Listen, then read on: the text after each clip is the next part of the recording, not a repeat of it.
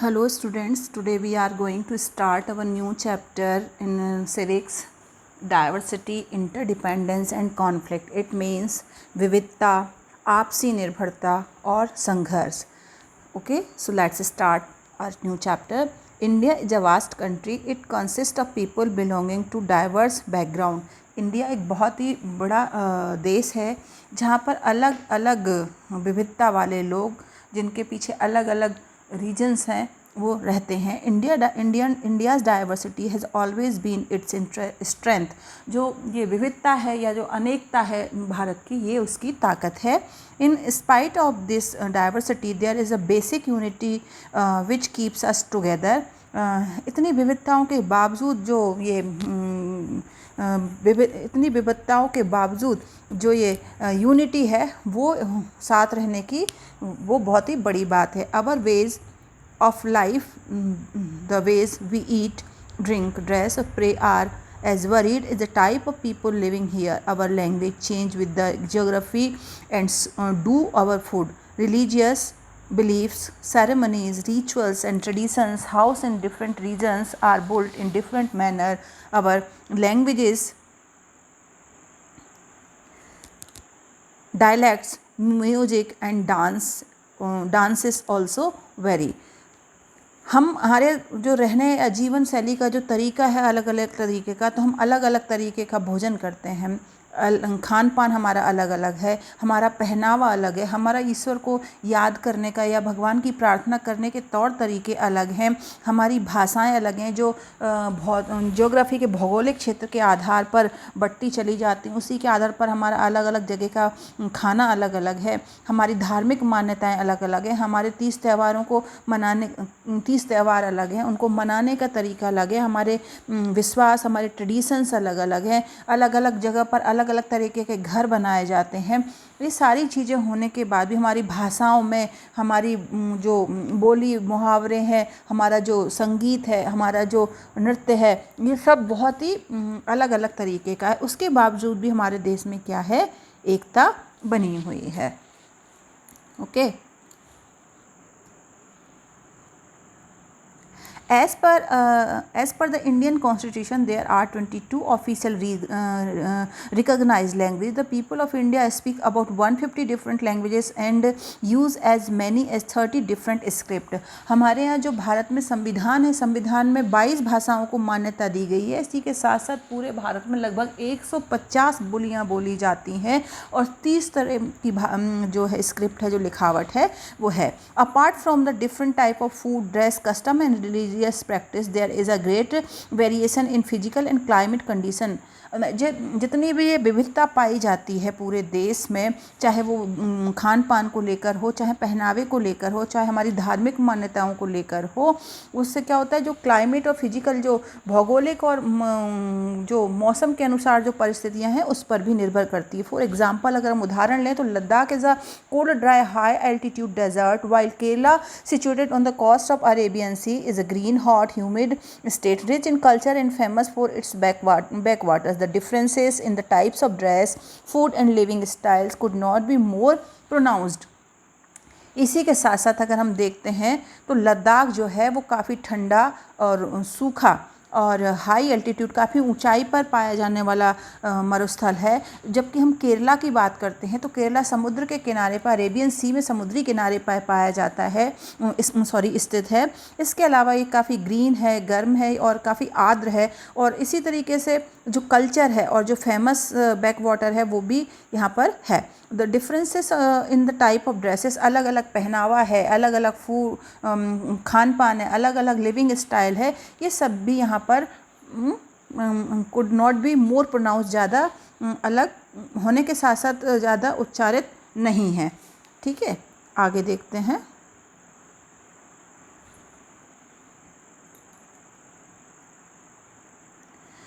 There are different type of soil found in different region of the country. Equally varied are our crops. Wheat is mainly produced in northwest. Cotton is western India and Deccan area. Spices and coffee in South India, and the rich in rice in eastern India. अगर हम मिट्टी की बात करें तो भारत के अलग अलग भागों में अलग अलग तरह की मिट्टी पाई जाती है। जाके जैसे कि हम नॉर्थ की बात करें तो यहाँ पर गेहूँ ज़्यादा उगाया जाता है। नॉर्थ वेस्ट में कॉटन पश्चिमी भारत में ज़्यादा उगती है और डेक्कन एरिया में, और जो इसमें मसाले और कॉफ़ी हैं वो साउथ इंडिया में दक्षिण भारत में ज़्यादा उगाई जाती है। इसी तरीके से जो पूर्वी भारत है वहाँ पर चावल की खेती ज़्यादा की जाती है। Humid swamps, burning desert and towering ice mountain, all these and more are found in India. इसी के साथ साथ भारत में दलदल, ह्यूमिड स्वैम्प्स मतलब दलदल भी, आर्द्र दलदल पाए जाते हैं। बर्निंग डेजर्ट बहुत ज़्यादा गर्म मरुस्थल पाए जाते हैं। टावरिंग आइस माउंटेन बर्फ़ से ढके हुए ऊंचे ऊंचे पहाड़ पर्वत हैं। All these are more and found in India. ये सभी भारत में पाए जाते हैं। और country like a very big garden, हमारा जो देश है एक बड़े बगीचे की तरह है जहाँ where every flower has own distinct fragrance, colour, shape and size, adding variety to its beauty. जहाँ पर अलग अलग तरह के फूल हैं जो अपनी अपनी सुगंध, रंग और साइज, आकार लिए हुए हैं, जो कि इस बगीचे की सुंदरता को बढ़ा देते हैं। Next para, what is the cause of diversity. Diversity का कारण क्या है? The reasons of this diversity is its geography, history and the passage of time. समय बदलने के साथ साथ समय का टुकड़ों में हम कालांतर में हम देखें तो हिस्ट्री और ज्योग्राफी जो इंडिया की बहुत ही विविध है। The result has been a charming mix of race, जहाँ पे अलग अलग जाति, धर्म, भाषा, बोली बोलने वाले, पहनावे को अलग अलग पहनावे वाले, जहाँ फूड और क्रॉप्स, खान पान और कृषि व्यवस्था अलग है, फसलें अलग हैं, आदि सब यहाँ पर क्लाइमेट की अलग अलग कंडीशंस के कारण पाई जाती हैं। Next page.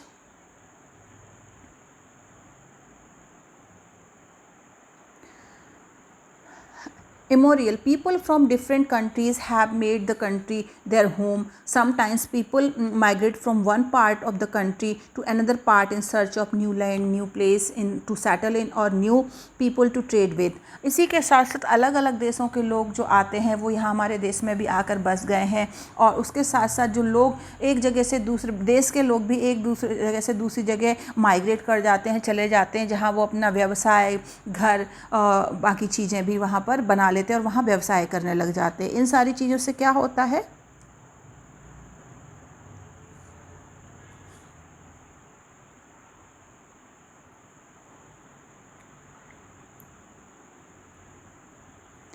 India has incredible diversity. Bharat में जो विविधता है वो बहुत ही अभिन्न है, बहुत ही अलग तरह की विविधता है। ओके, कैसी है? बिल्कुल ही अलग तरह की विविधता यहाँ पर पाई जाती है, अविश्वसनीय जिसे हम कह सकते हैं।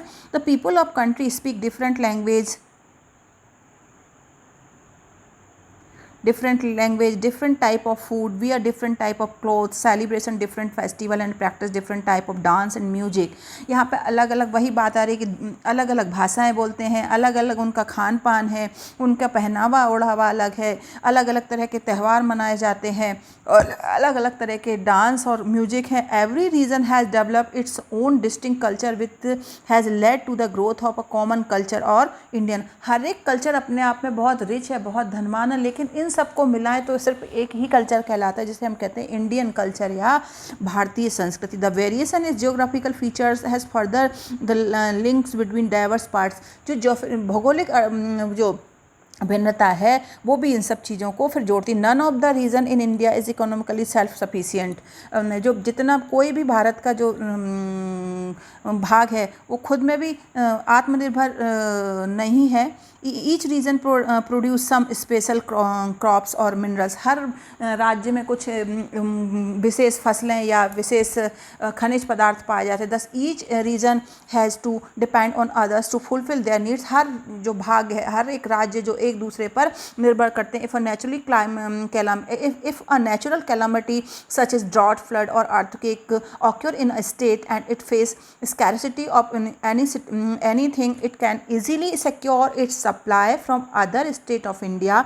Hence the diversity and interdependence make our lives easy and comfortable. उदाहरण के लिए अगर हम देखें कि अगर भारत के किसी भी कोने में कोई प्राकृतिक आपदा, नेचुरल कैलामिटीज़ मीन्स कोई प्राकृतिक आपदा आती है, जैसे कि सूखा हो या बाढ़ हो या भूकंप आ जाए, तो और जिस भी राज्य में आए वहाँ पर जिन भी चीज़ों की न्यूनता या कमी हो जाती है, तो दूसरे राज्य जो है तुरंत उसकी सप्लाई करते हैं, वहाँ पर उसकी पूर्ति करते हैं। और यही जो डाइवर्सिटी है, यही जो विविधता है और जो आपस में निर्भरता है, वो हमारे जीवन को बहुत ही इजी और सरल और आसान बना देती है। ओके ना, how does diversity promote heritage? जो डाइवर्सिटी है वो किस तरीके से हेरिटेज को प्रमोट करती है, वो हम यहाँ पे देखेंगे।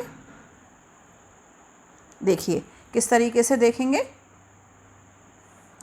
Our heritage is very old and unique. हमारी जो जो विरासत है या जो धरोहर है बहुत ही पुरानी और अलग है। It has evolved our thousand of years and is like a rich tapestry. ये बहुत ही हजारों साल का परिणाम है जो बनी हुई है। एक ये हजारों सालों में एक ऐसा हम वस्त्र या कपड़ा ले सकते हैं जिस पर तरह तरह के फूल खिले हुए हैं। People from other culture and civilisation brought with them their own distinct tradition. अलग अलग कल्चर और अलग अलग संस्कृति और सभ्यता के लोग, अलग अलग ट्रेडिशन को मानने वाले लोग यहाँ पर आते रहे। These tradition then intermixed with the pre existing tradition. इसी के साथ साथ जो पहले से जो कल्चर, जो संस्कृति बनी हुई है, उसमें नई संस्कृति का जो मिक्सचर होता जाता है। Similarly the people of India travel the different part of the world. इसी के साथ साथ भारत के लोग भी विदेशों में जाते हैं। They carried with them Indian culture and civilisation. वहाँ वो अपना भारतीय संस्कृति और सभ्यता को लेकर के जाते हैं। There is no doubt that such intermingling creates a composite culture in different field like art and architecture, dance, drama, music, religion, language, etc. India has been constantly enriched by fusion with other cultures. उसके साथ साथ क्या होता है, जो पुराने जो सभ्यता है और नई सभ्यता का जो मिलन होता है, वो चाहे वो कला के क्षेत्र में हो, आर्किटेक्चर में हो, नृत्य में हो, नाटक में हो, संगीत में हो, धर्म में हो, भाषाओं में हो। सो इस कारण से इंडिया एक संस्कृति में देखें तो इंडिया बहुत ही धनवान होता चला जा रहा है। अब डाइवर्सिटी इन इंडिया की अगर हम बात करते हैं, सो किस तरीके से इंडिया में विविधता पाई जाती है, भारत में विविधता पाई जाती है, देखते हैं। The heritage of this great country is the result of development in social, cultural, economic and political life of the Indian people over a period of 1000 years and more। हजारों सालों से हम देखते चले आ रहे हैं जो ये विविधता है, जो धरोहर है, वो हजारों सालों की है। जो भारत की चाहे सामाजिक व्यवस्था हो, सांस्कृतिक व्यवस्था हो, आर्थिक व्यवस्था हो या राजनीतिक व्यवस्था हो, सबको मिला करके हम देखते हैं। और कॉमन हेरिटेज, ये सब हमारी कॉमन मतलब मिली जुली विरासत है, एक यूनिक विरासत है। और इसी को हम करते हैं यूनिटी इन डाइवर्सिटी, मतलब विविधता में एकता या अनेकता में एकता।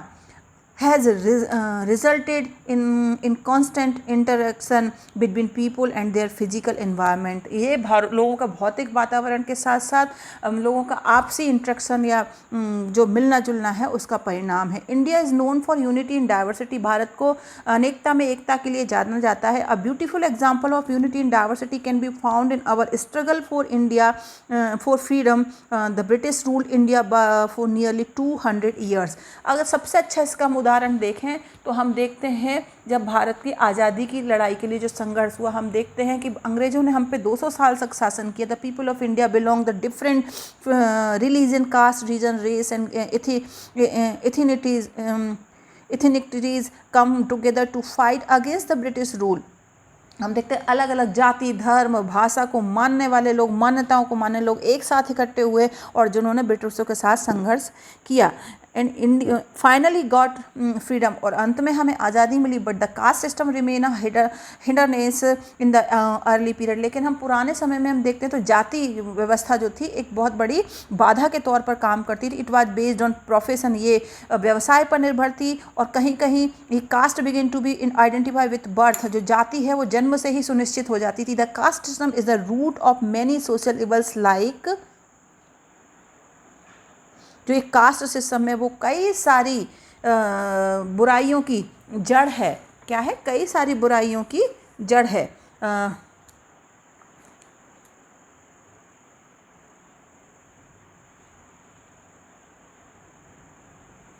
किस तरीके से caste based on marriage, caste wise dining etc., जाति के आधार पर शादियां करना, ब्रीड इनइक्वालिटी इन सोसाइटी, जो कास्ट सिस्टम जो है, ये जो जाति व्यवस्था जो है, ये जो सोसाइटी है, समाज है, वहाँ पर अनइक्वालिटी मीन्स ऊंच नीच की भावनाओं को पैदा करता है। Because of it a person a particular caste और profession find its difficulty to change his profession और caste, it is considered irreversible. इसलिए लोगों को अपना धर्म अपनी जाति और व्यवसाय बदलने में बड़ी ही मुश्किलों का सामना करना पड़ता था। Narrow caste consideration has hampered the growth of national integration. इस तरीके की जो जाति व्यवस्था है, ये भारत के जो एकीकरण है उसमें एक बाधा उत्पन्न करती है।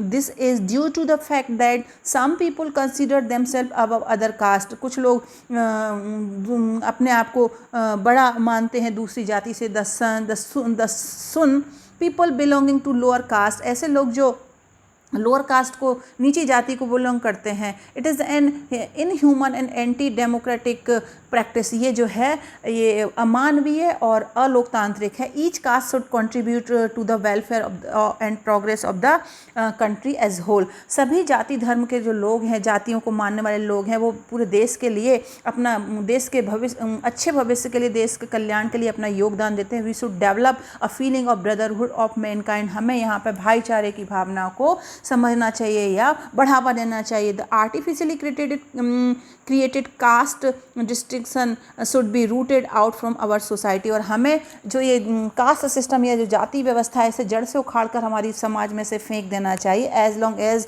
दिस डज नॉट हैपन, जब तक ये नहीं होगा, India will never rise to the height which its capable of reaching. तब तक हमारा देश उन ऊंचाइयों पर नहीं पहुंच पाएगा जहां तक इसे पहुंचना चाहिए। Since caste consideration will deprive some people of their human rights and will stand in the way of progress। जब तक ये कास्ट सिस्टम है, या कास्ट जाति व्यवस्था जो है, जब तक ये वंचित समूह के जो लोग हैं, इनको जब तक सही अधिकार नहीं मिलेंगे, तब तक सही मायने में हम उन्नति नहीं करेंगे। India is a multilingual country. भारत में विभिन्न भाषाओं को बोलने वाले लोग रहते हैं। Where different language are spoken in different part. भारत के अलग अलग भागों में अलग अलग भाषाएँ बोली जाती हैं। There is a no harm, people love their regional language and promote its growth.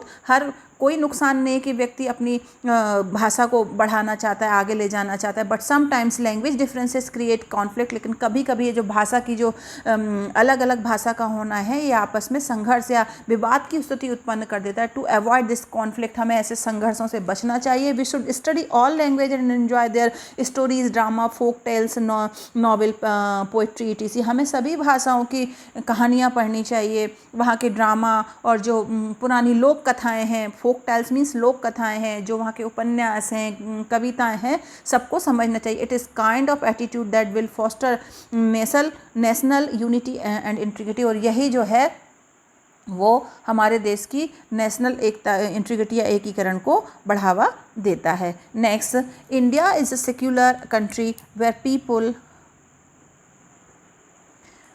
Various religion. आप ऊपर डायग्राम में देख रहे होंगे किस तरीके से वेरियस रिलीजन्स हैं। Like Hindu, Muslim, Christian, Sikh, Buddhism, Jain, Parsi etc। यहाँ पर इतने तरह जाति धर्म के लोग रहते हैं।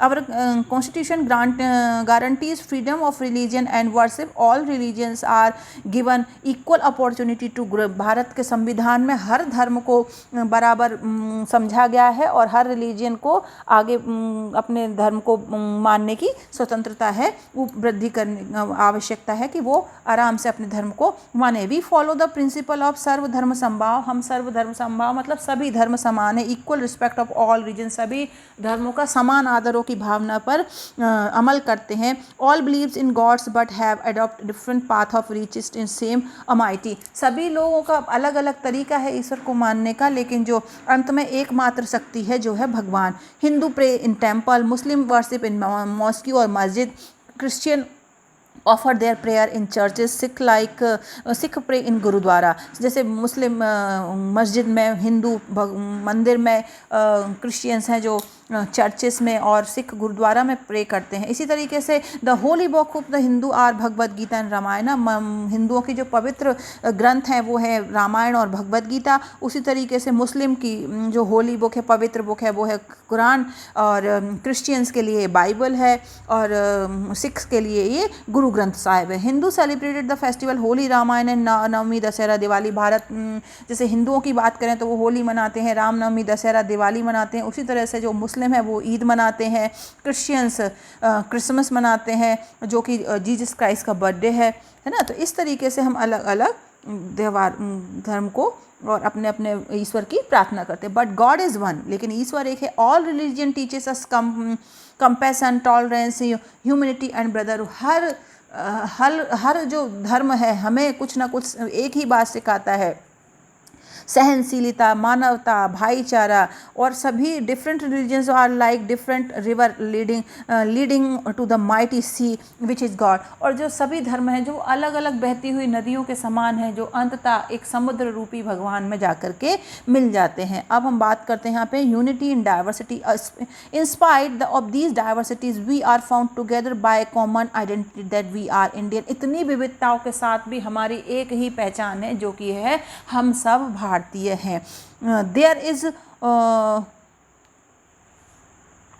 Is one main current of national life. एक ही राष्ट्रीय जीवन है सबका, विच कॉल इंडियन कल्चर, जो कि है भारतीय संस्कृति। It has preserve our identity as one nation throughout the long course of our history. और यही हमें एक राष्ट्र बना के रखा हुआ है इतिहास से भी। Differences in physical features and climate have created regional diversity as well as people living in the mountainous region of the north have life style different from people living in the coastal plains of the south. हम बात कर रहे हैं यहाँ पे कि अलग अलग जगह पर रहने, अलग अलग भौगोलिक स्थितियों के कारण, अलग अलग क्लाइमेट मौसम के कारण अलग अलग लोगों का जीवन शैली अलग अलग। जैसे पर्वतीय क्षेत्रों में रहने वाले लोगों का जीवन शैली अलग है, और जो समुद्र किनारे रहने वाले लोग हैं उनकी जीवन शैली अलग है। ठीक है, तो ये बात यहाँ पर आ जाती है।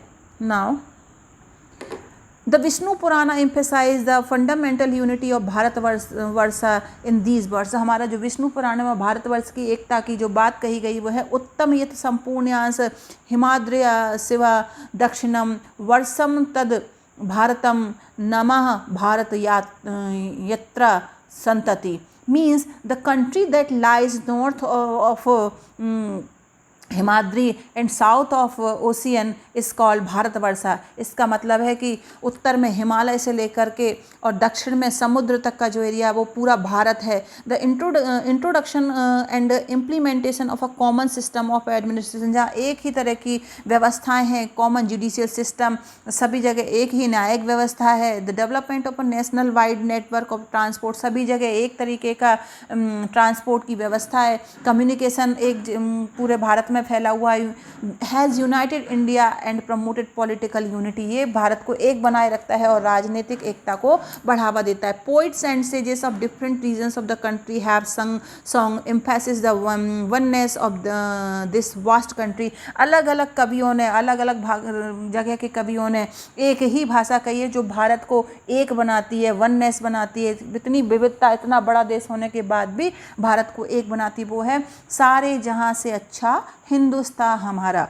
Was written by the great Urdu poet Mohammad Iqbal. इसका मतलब है कि सारी दुनिया में, सारे विश्व में सबसे अच्छा जो है वो है हमारा हिंदुस्तान, जो इतनी अनेकताओं के बाद भी एकता को समेटे हुए है। और ये पंक्तियाँ लिखी हैं हमारे एक उर्दू कवि थे Mohammad Iqbal. Rabindranath Tagore wrote our national anthem, Rabindranath Tagore ji ने हमारा राष्ट्रगान लिखा है। ग्लोरीफाइंग अवर मदरलैंड, और ये जो चीज़ें हैं हमारी मातृभूमि को और अधिक प्रभावशाली और